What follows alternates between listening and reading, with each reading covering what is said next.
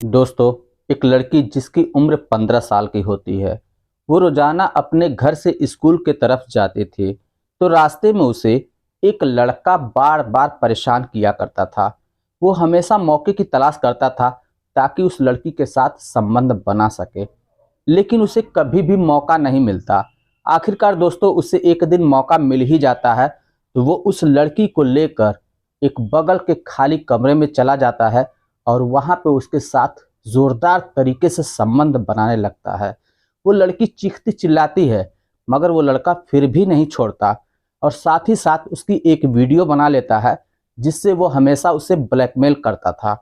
इस तरीके से दोस्तों करीब 6 महीने का समय गुजर जाता है, लेकिन 6 महीने के बाद दोनों के साथ एक ऐसी घटना घट जाती है जिसकी कोई कल्पना भी नहीं कर सकता।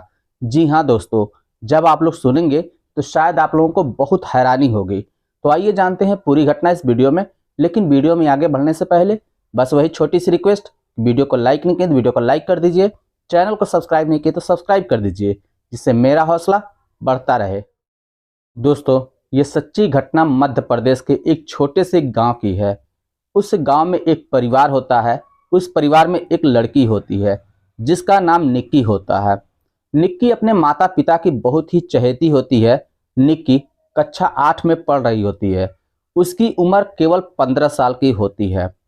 उसके माता पिता की अगर हम बात करें तो उसके पिता मेहनत मजदूरी करके अपने परिवार का भरण पोषण करते थे।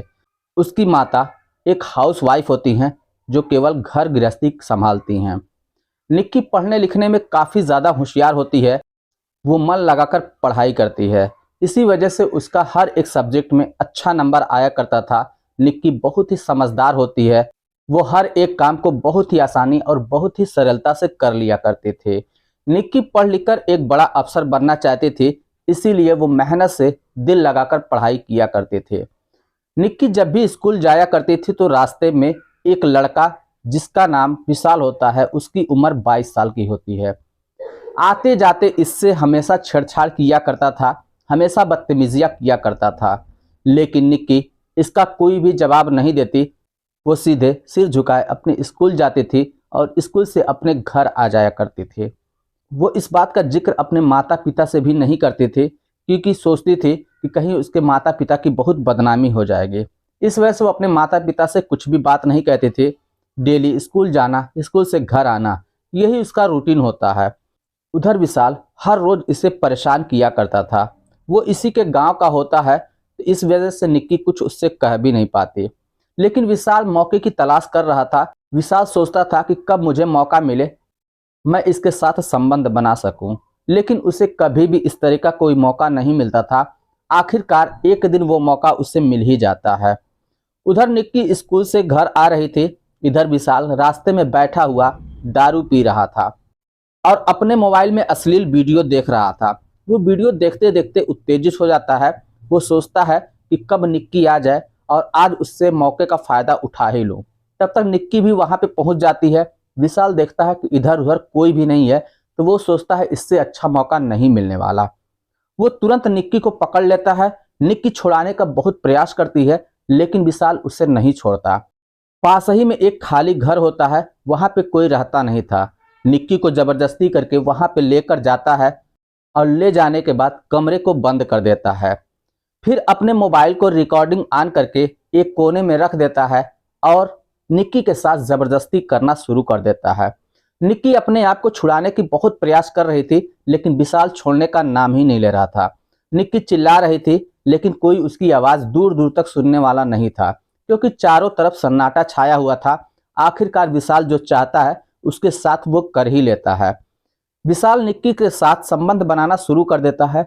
वो इतनी जोरदार तरीके से संबंध बनाता है कि निक्की की हालत खराब हो जाती है। करीब 2 घंटे तक संबंध बनाने के बाद विशाल फिर उसको छोड़ देता है और कहता है, अगर इस बात का जिक्र तुमने किसी से भी किया तो फिर समझ लेना कि मैं तुम्हें कहीं का भी नहीं छोड़ूंगा। और साथ ही साथ ये भी धमकी देता है कि मैंने तुम्हारी वीडियो बना ली है, अगर तुम ऐसा वैसा कोई काम करोगी या अपने घर वालों को कहोगी या मेरे घर वालों को कहोगी या किसी से भी कुछ भी जिक्र करोगी तो ये वीडियो मैं नेट पर डाल दूंगा और तुम्हें सभी जगह बदनाम कर दूंगा। इस बात से निक्की काफी डर जाती है। वो किसी तरीके से हिलते कांपते अपने घर पर पहुंचती है, लेकिन वो इस बात का जिक्र किसी से भी नहीं करती। वो घर में उदास रहने लगती है तो माँ उसकी पूछती है कि बेटी आखिर क्या बात है, तू उदास किस लिए है। तो निक्की कहती है माँ बस कोई बात नहीं, एग्जाम सर पर आ रहा है, इसी वजह से मैं बहुत परेशान हूँ, पता नहीं मेरा नंबर किस तरीके से आएगा। ये बहाने वो अपने माँ से कर दिया करती थी, माँ भी उसे समझ नहीं पाती थी। अब विशाल प्रतिदिन जब भी निक्की आया जाया करती थी, जब भी विशाल का दिल करता था तो वो उसे ब्लैकमेल कर से उससे संबंध बना लिया करता था। लेकिन निक्की इसका विरोध नहीं कर पाते थे और ना ही वो किसी से कह पाते थे। वो डर चुकी थी, इस वजह से वो विशाल की हर एक बात मान रही थी। दोस्तों धीरे धीरे करते करते करीब 6 महीने का समय गुजर जाता है। 6 महीने के बाद एक दिन निक्की को पता चलता है कि विशाल घर से बाहर चला गया है मुंबई पैसा कमाने के लिए। ये बात सुनकर निक्की बहुत ही खुश हो जाती है और सोचती है कि चलो बला टले, अब आज से उसके जुर्म से मुझे आज़ादी मिल जाएगी। लेकिन निक्की को क्या पता होता है कि जो आने वाला समय है वो और भी भयानक होने वाला है। दोस्तों इस तरीके से निक्की फिर स्कूल जाया करती आया करती, धीरे धीरे 3 महीने का समय और गुजर जाता है। जब 9 महीने का समय गुजरता है तो एक दिन निक्की स्कूल जाती है। स्कूल में उसके पेट में अचानक में दर्द होना शुरू हो जाता है। तब उसकी मैडम इसकी माँ को फोन करती हैं और कहती हैं कि आपकी बेटी के पेट में बहुत काफ़ी दर्द हो रहा है, आप आइए और अपनी बेटी को साथ में लेकर जाइए। निक्की की माँ जब इस बात को सुनती हैं तो वो बहुत ही परेशान हो जाती हैं। वो सोचती हैं कि मेरी बेटी ऐसा तो सुबह में कुछ खा के भी नहीं गई थी जिसकी वजह से उसके पेट में दर्द हो, और ऐसा कभी हुआ भी नहीं था, क्योंकि निक्की को इस बात का पता पहले ही चल चुका था कि आखिर उसके साथ हुआ क्या है। लेकिन वो शर्म के मारे किसी से इस बात का जिक्र नहीं कर रही थी। आखिरकार निक्की की माँ स्कूल जाती हैं और निक्की को साथ लेकर फिर आने लगती हैं। लेकिन निक्की का जो दर्द था वो और भी बढ़ता ही चला जाता है। अभी आधे रास्ते ही पहुंची होंगी तब तक निक्की के पेट में जोरों से दर्द शुरू हो जाता है। वो ऑटो को रोकती हैं और बगल में घास की जमीन पर ही निक्की को बिठा देती हैं। निक्की जोर जोर से चिल्लाने लगती है तो आस पड़ोस की जो औरतें होती हैं वो करीब में आ जाती हैं। वो देखने लगती हैं कि आखिर निक्की को ऐसा क्या हो गया है। अब धीरे धीरे उन लोगों को समझ में आने लगा था कि आखिर निक्की को दर्द किस चीज का हो रहा है। वो सभी औरतें वहां पे जो पुरुष थे सबको बोलती हैं कि आप सभी लोग चले जाइए। उसके बाद 2-4 चादर का इंतजाम किया जाता है और चारों तरफ से सभी औरतें उसे घेर लेती हैं। थोड़ी ही देर के बाद निक्की एक बच्चे को जन्म देती है।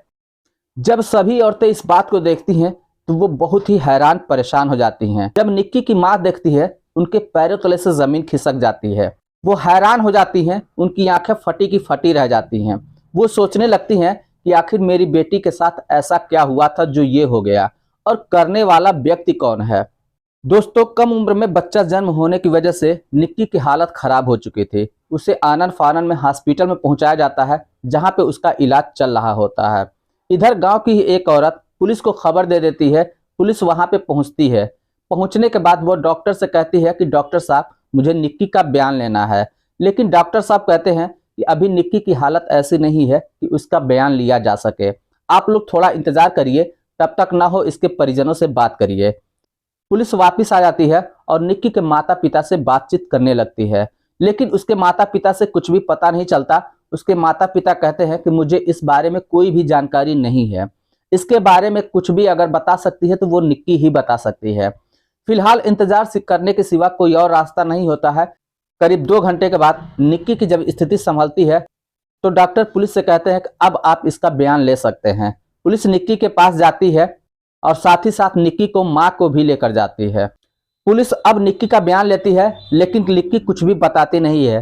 तब निक्की की माँ कहती है कि बेटी अगर तू मुझे बताएगी नहीं तो हम दोषी को सजा नहीं दिला पाएंगे, हमें पता नहीं चल पाएगा कि आखिर ऐसा कांड किया किसने है, हम उसे सजा नहीं दिला सकते, हम तुम्हारे साथ हैं, तुम्हें घबराने की कोई बात नहीं है।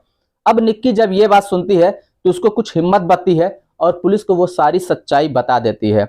वो कहती है कि जब भी मैं स्कूल जाया करती थी तो मेरे गांव का एक विशाल नाम का लड़का जिसकी उम्र 22 साल है वो मुझे हमेशा परेशान किया करता था और ये सब किया धरा उसी का है। उसने मेरी वीडियो बना ली थी जिससे वो मुझे ब्लैकमेल करके हमेशा संबंध बनाया करता था। फिलहाल इस समय वो बाहर कमाने के लिए चला गया है। अब ये बात जब पुलिस सुनती है और उसकी माँ सुनती है तो सभी लोगों के पैरों तले से जमीन खिसक जाती है। पुलिस तुरंत हरकत में आती है और विशाल के घर पर पहुंच जाती है। विशाल के जब माता पिता से इस बात की पूछताछ होती है तो उसके माता पिता कहते हैं कि मेरा बेटा बाहर मुंबई कमाने के लिए गया हुआ है। पुलिस का एक टीम वहां मुंबई पहुंचता है और जहां पे विशाल होता है उसे तुरंत ही गिरफ्तार करके थाने लेकर आया जाता है। उससे जब कड़ी पूछताछ की जाती है तब जाके वो सच उगल देता है। दोस्तों, चूंकि ये पॉक्सो एक्ट का मामला था, एक नाबालिग लड़की का मामला था, इसलिए पुलिस उस पर सख्त से सख्त कार्रवाई करती है। उस पर तुरंत मुकदमा दर्ज होता है, उसे कोर्ट में पेश किया जाता है, जहां से उसे जेल भेज दिया जाता है। तो दोस्तों, ये रही कहानी। इस कहानी को सुनाने का मतलब किसी के दिल को ठेस पहुंचाना नहीं था, बस आप लोगों को जागरूक करना था ताकि आप लोगों की जिंदगी में इस तरह की कोई घटना न होने पाए। अगर आप लोगों के भी बच्चे हों तो आप लोग भी उस पर ध्यान जरूर दें। वैसे इस कहानी के बारे में आप लोगों की क्या राय है? आपकी जो भी राय हो आप हमें कमेंट बॉक्स में लिखकर जरूर बताइएगा। चलिए फिर मिलते हैं नेक्स्ट वीडियो में, तब तक के लिए जय हिंद।